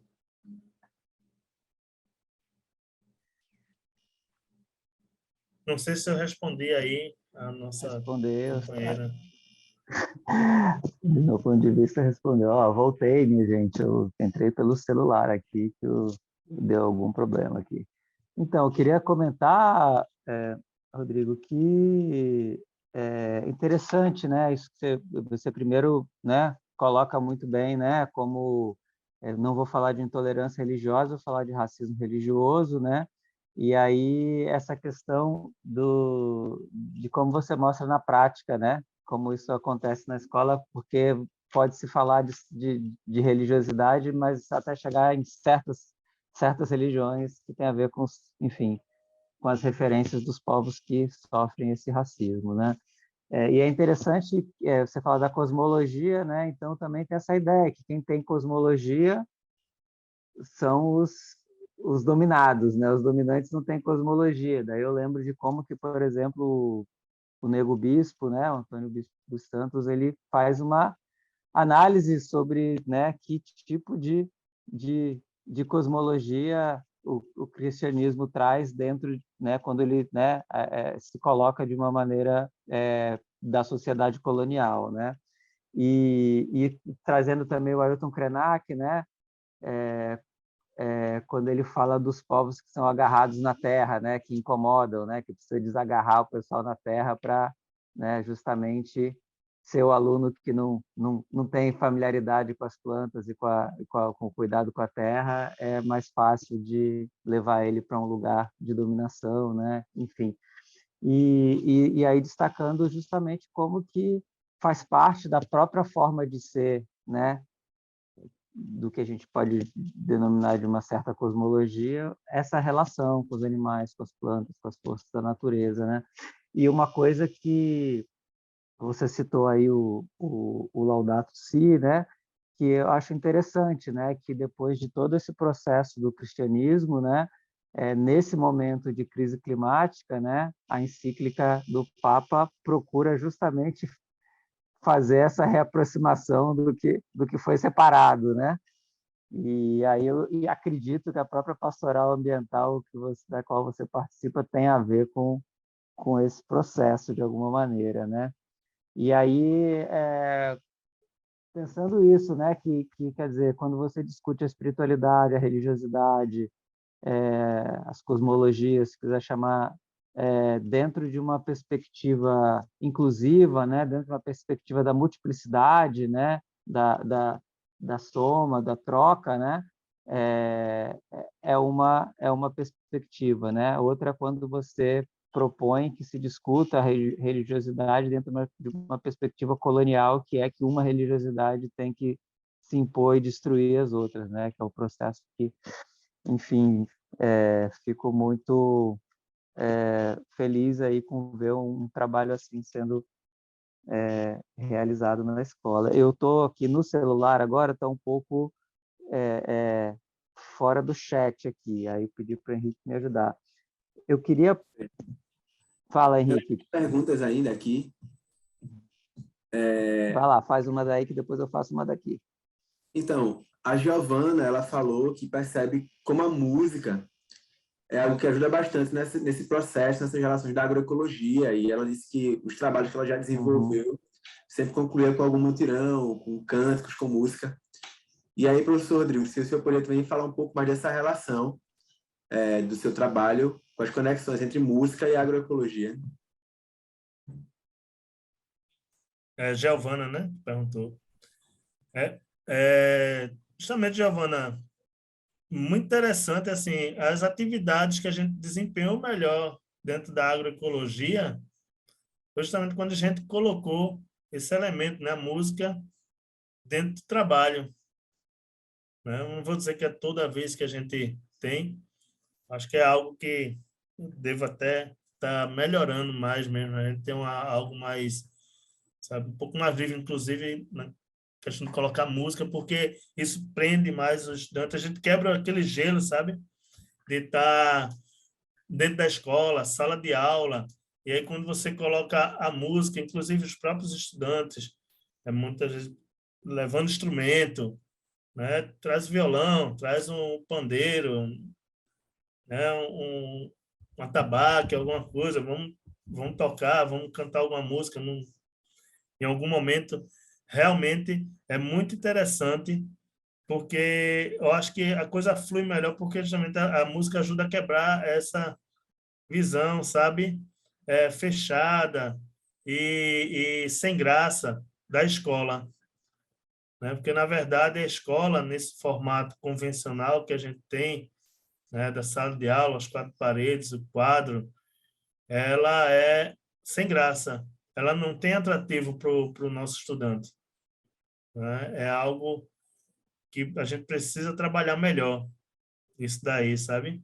Até mesmo quando a gente está fazendo propõe alguma atividade diferenciada, o próprio estudante estranha, é impressionante. A gente vai trazer alguma atividade diferenciada, vamos trabalhar aqui hoje dessa forma, tá? O próprio estudante estranha. Ele não está, né, do costume, né? Não é o corriqueiro, é muito fechado. E aí a música é muito massa para você quebrar, né, essas histórias. Agora, ainda, aí eu volto para a questão da religiosidade afro-indígena, aí depende da música, né? Se você for colocar alguma música que eles entendam que seja algo de religião afro-indígena, já vão olhar Se levar um diferentemente. tambor, já Como é tá, que já pode, fica difícil. como é que pode sair? A gente agora recebeu, né, uma verba que chegou na escola, a gente conseguiu comprar 10 tambores da alfaia, né? Tambores de maracatu, caixa, tal, gongue. Aí a gente já está, sabe, começando a quebrar, mas isso aí é a partir desses instrumentos. Inclusive, foi bom até ter falado nisso, que eu acabei lembrando de uma história que ocorreu agora há pouco, né? Por conta justamente da gente estar com esses instrumentos. Pessoal, a gente tocou, né? Foi aí, eu acho que depois dos jogos que a gente faz, aí teve um evento, não lembro agora qual foi o evento que a gente fez na escola, mas foi uma oportunidade que a gente teve de colocar os meninos para tocar. Aí alguns já tinham tocado, né? Às vezes em banda marcial, aí já pega a questão do ritmo, né? Já pega mais fácil. Outros tinham tocado, tinham estudado em escola da prefeitura, e tinham tocado já em maracatu, tinha oficina na escola, aí já aprendeu. Aí, assim, a gente conseguiu juntar um grupo, né? Todos tocando tambor, caixa. E um dos estudantes, ele foi repreendido, veja, porque foi repreendido pelo pastor da igreja dele, né?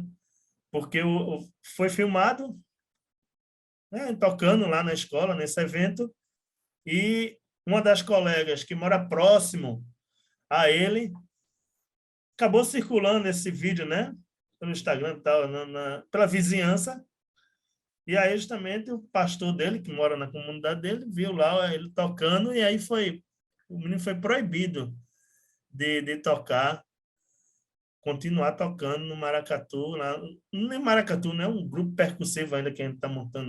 Maracatu é outra história. Claro, com todo respeito a gente faz, mas não é um maracatu. A gente pode até dar um nome, maracatu, mas não é um maracatu. E foi proibido, cara. Vê a que ponto a gente chega, né, nas coisas. Interferência na vida pessoal, né? Um estudante que já tinha aprendido a tocar, numa escola da prefeitura que ele fazia parte, justamente tocando maracatu, né, em oficina de percussão e tudo mais, e aí chega no momento que agora que ele é evangélico, aí foi filmado, não sei o que, levou uma repreensão do pastor dele, né? Isso é E muito sério, né? muitas vezes, Rodrigo, até a gente percebe que a igreja é um lugar onde a pessoa tem até a oportunidade de ter uma iniciação musical, né? Entre outras coisas, né? É um espaço de socialização que talvez seja o único lugar onde pode ter acesso a certas formações culturais, mas aí acaba que, nesse caso que você coloca, né? Quer dizer, não é permitido que se saia É. dentro daqueles É, o, limites, o né? menino, inclusive, ele toca bateria. Ele toca bateria na igreja. Ele tem esse contato já com a música, né? Com a percussão, com a música, mas foi ele fazer parte de um grupo. Veja, dentro de uma escola, nem um grupo mesmo, né? Assim, um grupo de maracatu, nação, que tem toda a ligação com a questão da religião. Um grupo de percussão dentro da escola, que a gente está aprendendo não só a tocar maracatu, mas outros ritmos que dê para tocar com o tambor. E aí, o menino foi repreendido, né?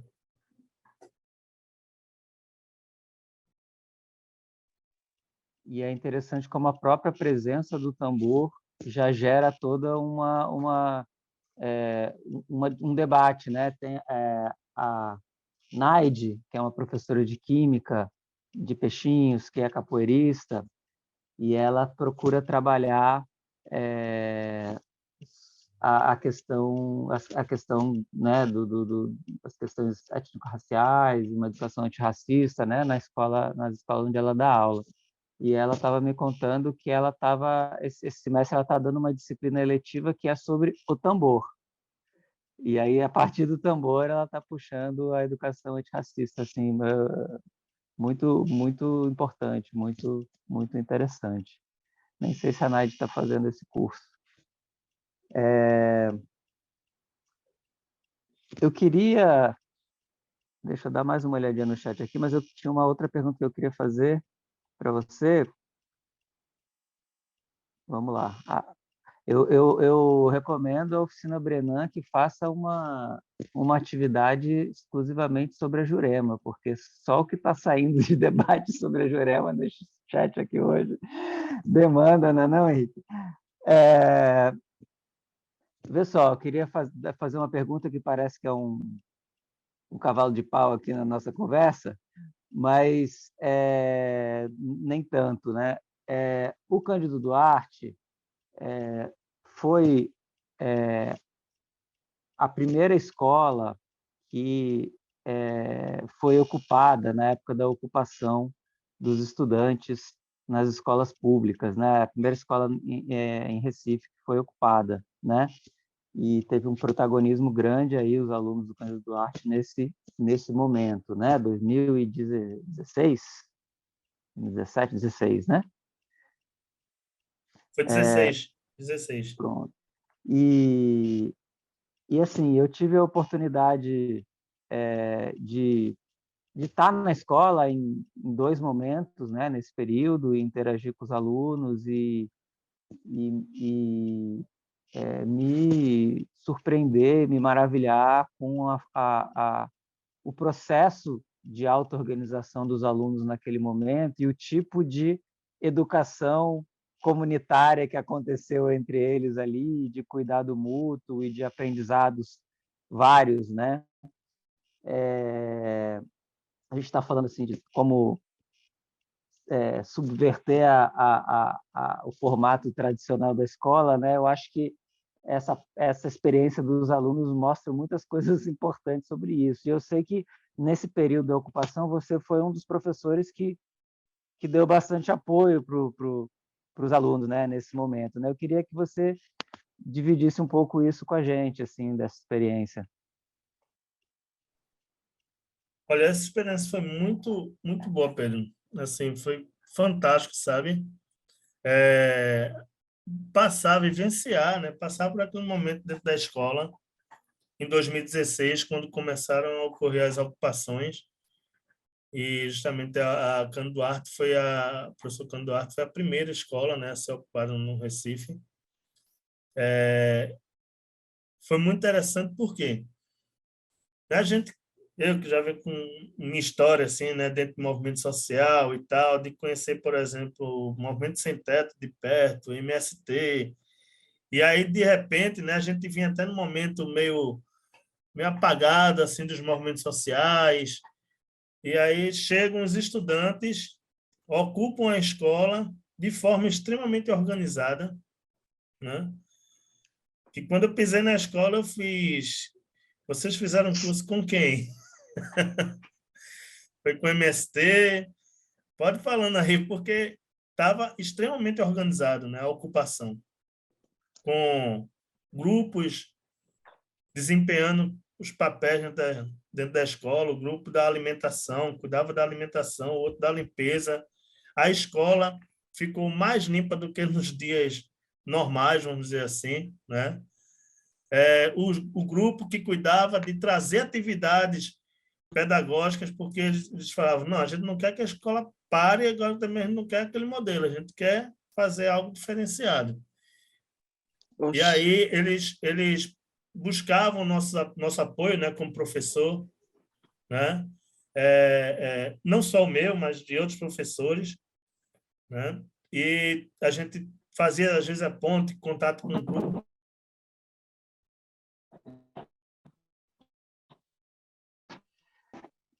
Rodrigo, o seu microfone fechou agora.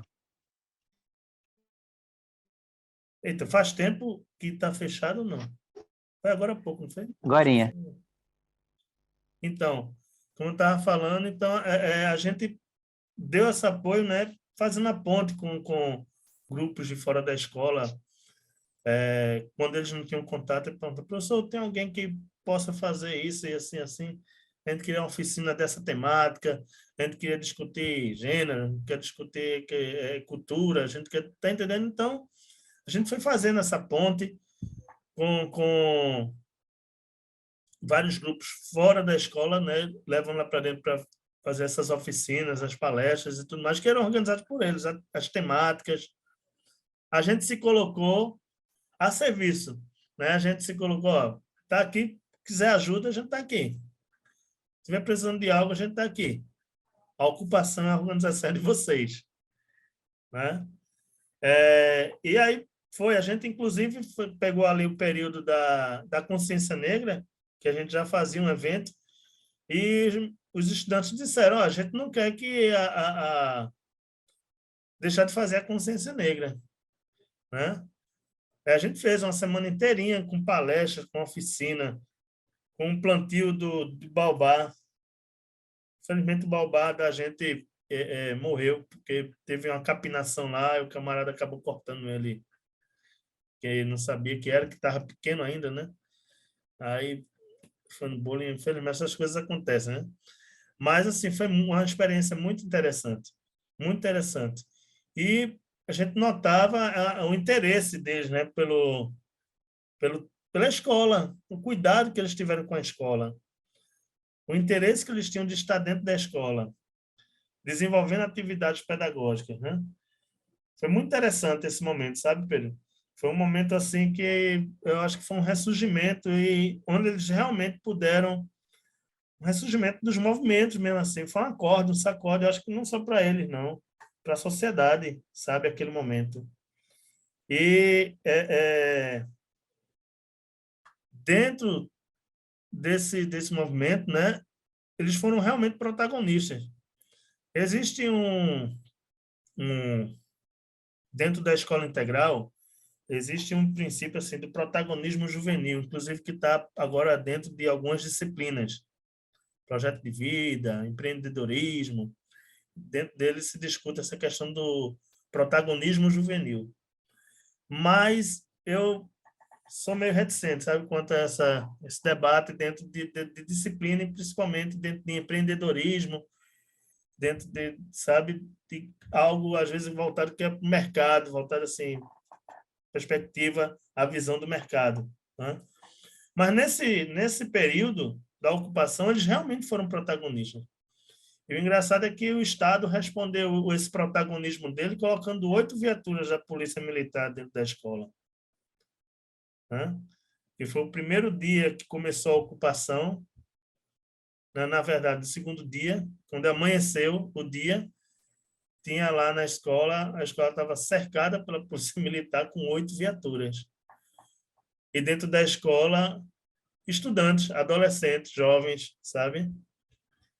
Quando eles exerceram realmente o protagonismo juvenil, que aí, para mim, aí sim foi o protagonismo juvenil, eles foram recebidos dessa forma, né? Foi, a resposta do governo do Estado foi dessa forma. É algo que a gente tem que refletir, não é? Porque para muita coisa que ocorre dentro das escolas hoje, né, dentro inclusive da grade curricular, a gente tem que estar prestando atenção, tem que ter um olhar mais crítico, sabe? Professores, a comunidade escolar, os pais, os estudantes, porque é algo muito direcionado na visão do mercado, né? Existe um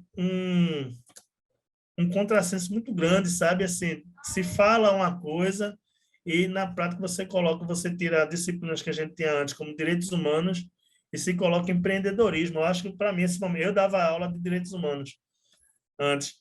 E aí, de repente, né, maior, direitos humanos está saindo da grade curricular, não faz mais parte da grade curricular de Pernambuco.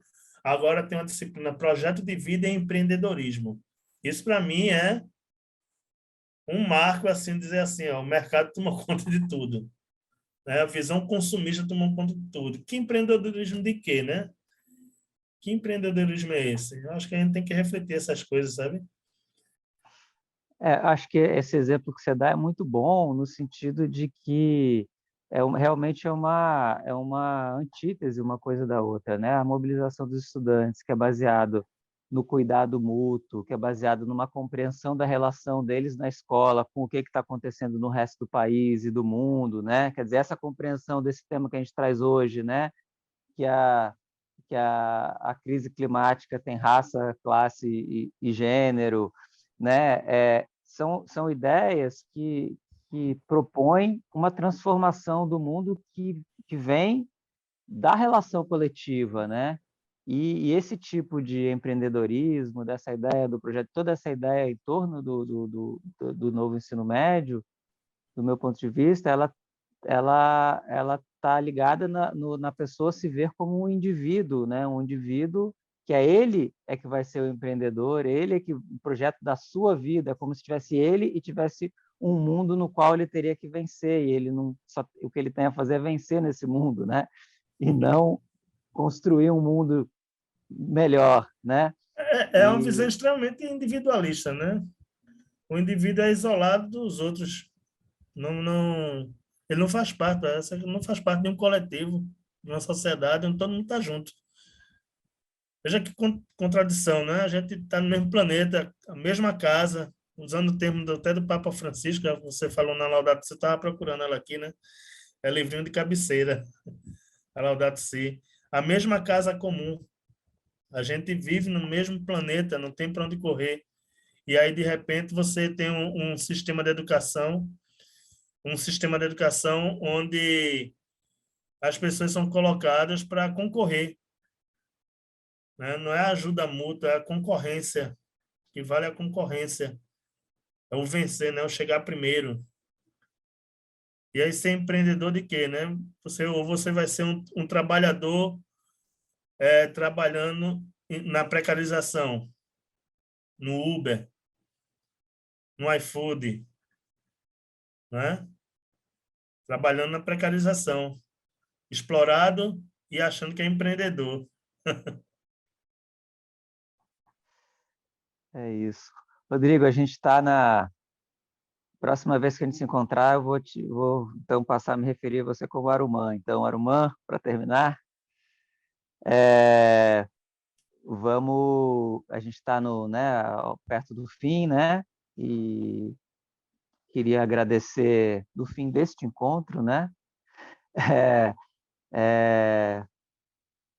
Queria te agradecer aí pela ótima conversa hoje. Queria passar para você, se você quiser falar aí umas palavras finais, algo que você achou que precisa reforçar, ou, enfim, se despedir aí do que você quer dizer aí para os nossos outros colegas professores. Ainda temos aí 137 pessoas conectadas nesse momento aí. Primeiro, primeiro é agradecer, né, todos aí 137 que ficaram até agora, até esse momento com a gente aqui. Agradecer mais uma vez o Instituto Ricardo, desculpa, a Fundação, né, Brenan, aí está acolhendo a gente. A Henrique, aí Pedro, obrigado pela companhia de vocês aí, auxiliando esse debate. E todos e todas, né, que estão aqui presentes, assim, eu acho que nós, professores, né, cada dia dentro da escola é uma batalha, principalmente quando a gente quer fazer algo diferente, quando a gente quer sair da caixinha que a gente é colocado, né? E aí é uma batalha, porque a gente vai ter que realmente buscar caminhos. Eu não gosto daquele papo. Eu penso que um negócio que eu detesto é use a criatividade, professor. Meu irmão, a gente é criativo a hora toda. A gente que está na sala de aula, nós somos criativos a hora toda. Agora, nem todo dia a gente tá com aquele ânimo para cima, né? Tem uns dias que a gente está para baixo mesmo, e isso acontece, né? Isso acontece, faz parte da nossa caminhada dentro da escola. A gente é ser humano, está lidando com ser humano 24 horas por dia na escola integral. Eu tenho mais tempo dentro da escola do que em casa, né? E eu acho que a gente se fortalece assim no coletivo, trocando essas ideias, buscando, né? A gente, para fazer um trabalho dentro da escola, eu acho massa buscar sempre ajuda de fora. Pessoas que às vezes têm uma experiência ali, que, pô, esse cara aqui pode contribuir comigo dentro da escola. Chama ele, chama o movimento social para dentro da escola. É importante isso daí, para que os estudantes tenham uma visão, né, que não é aquela visão da rede social, aquele negócio ilusório, né, a visão somente da televisão, que a televisão quer passar, mas é uma visão ampla. O que a televisão não fala. Aí você leva um movimento sem teto para dentro da escola para falar sobre moradia, pô. Você leva o movimento negro para falar sobre as questões étnico-raciais. Você leva um pai de santo. É um choque para eles, é um choque. Porque choca com uma coisa que foi construída na cabeça dele, né? Aquele senso ali de que o pai de santo Aí quando você leva o pai de santo para dentro da escola, né? Leva um juremeiro para dentro da escola, e eles têm aquele contato, muita máscara ali já cai, sabe? Muito enfeite que é colocado ali de forma totalmente deturpada na cabeça desses jovens e adolescentes cai. Eles começam a ter uma visão diferenciada. Claro, às vezes não é de uma hora para outra, né? A gente visitou um terreiro lá próximo, na Guabiraba, e teve gente que não entrou nem a pau no terreiro, sabe? Ficou na porta. A gente teve uma oficina de dança afro lá no terreiro. E chegou na porta, alguns entraram, outros, mais ou menos um grupo, a gente levou uns 30 estudantes, e 5 não quiseram entrar, nem a pau, não entraram. Eu respeitei, né? Mas eles botavam a cabeça assim, ficavam olhando, sabe?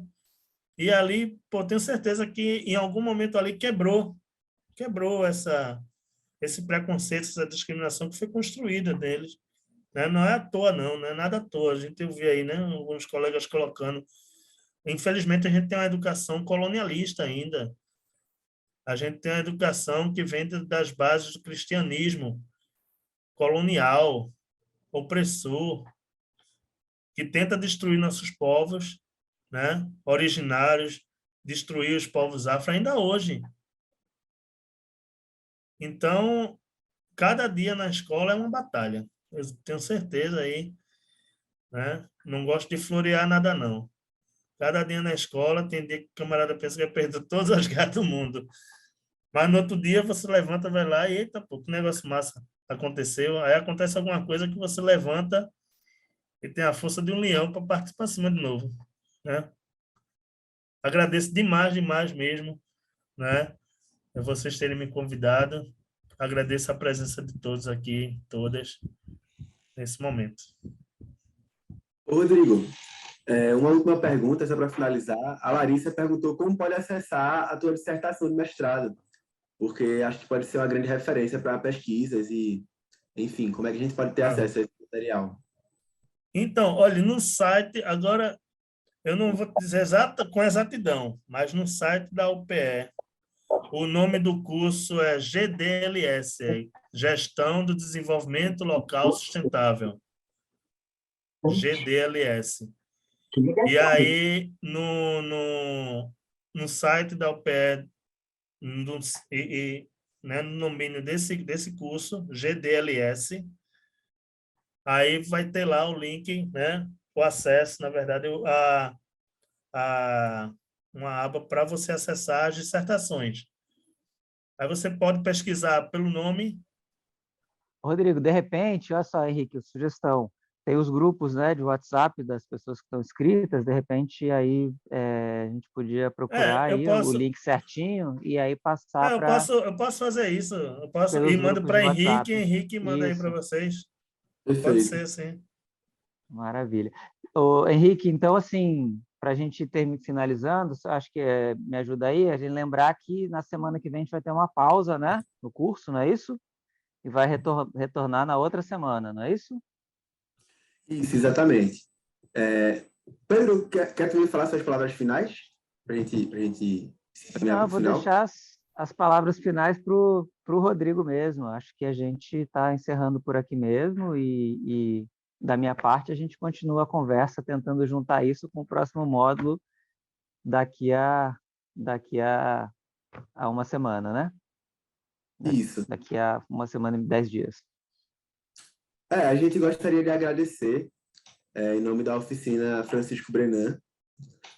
Acho que foi uma noite muito proveitosa.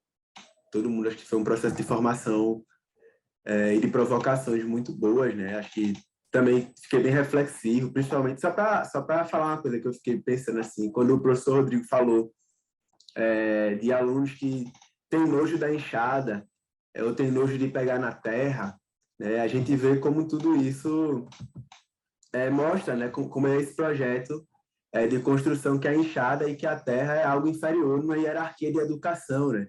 Que é a educação ocidentalizada. E aí, quanto a essa ótica, ela é totalmente racista, visto que vai esvaziar a relação do ser com a terra, né? Que vai perpetuar esse paradigma que a modernidade cria, né? Que é de separar o que é civilização, entre aspas, e o que é natureza, né? Coisa que é algo oriundo totalmente do pensamento europeu, né? Isso é fruto do eurocentrismo, e que é uma falácia, né? A gente perpetuar esse paradigma muito daquela afirmação que a gente escuta desde criança, né? Estude, porque a caneta pesa menos que a enxada, né? E aí que a afirmação é essa? É totalmente classista, totalmente racista, porque ele vai negligenciar esses saberes da terra, né? Vai tirar os saberes da terra como saberes legítimos. Então, acho que a gente está pensando nessa amplitude de saber de suma importância para uma educação contracolonial, para uma educação crítica, né? E é isso, a gente gostaria de agradecer a presença de todas e todos que ficaram aqui até o fim, agradecer aos convidados, né, ao professor Rodrigo. Próxima semana, só frisando, porque tem algumas pessoas no chat já falando até terça-feira que vem é feriado, então próxima semana nós não vamos ter encontro, e aí o próximo encontro será no dia 8 de novembro, né? Só frisando isso, 8 de novembro é o próximo encontro, e que é o encontro que vai abrir o segundo módulo. Como eu falei no começo, hoje a gente está fechando o primeiro módulo com o professor Rodrigo.